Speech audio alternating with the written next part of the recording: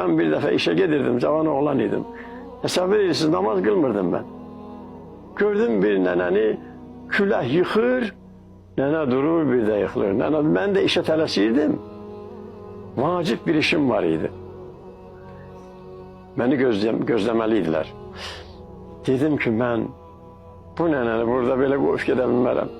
O məni gözləyən çıxıb getsə də eybi yoxdur. Yəni orada xeyrim də var idi hətta.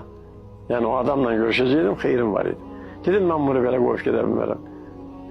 Çatdım, nənəni durğuzdum yerdən.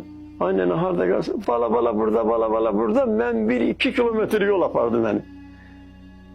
Gittim, apardım nənəni evinə qoydum. Fikirləşdim ki, dahi o adam çıxıb getmiş olar. Geldim gördüm ki, xeyr, Rabbim onu orada saxlayıb. Niye saxladı? Çünkü mən Allah'ın buyurduğu kimi hərəkət elədim. Yolda yıkılanı yolda koymadım. Özü de koca nene, onu apardım evine.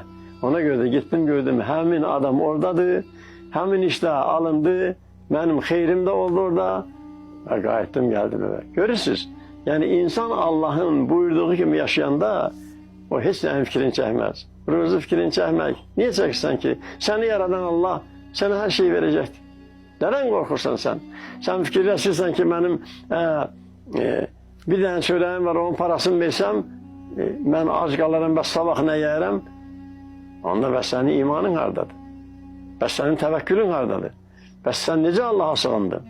Necə sən qorxdun bu sabah ac qalarsan? Əvvəla sən sabahın fikrini niyə çəkirsən? Nə bilirsən sabaha sağ çıxarsan? Bu bir. İkincisi de sabahın öz ruzusu var. Sen bugünkü ruzundan sədəqə ver. Sabahın öz ruzusu var. Rabbin sana gönderer.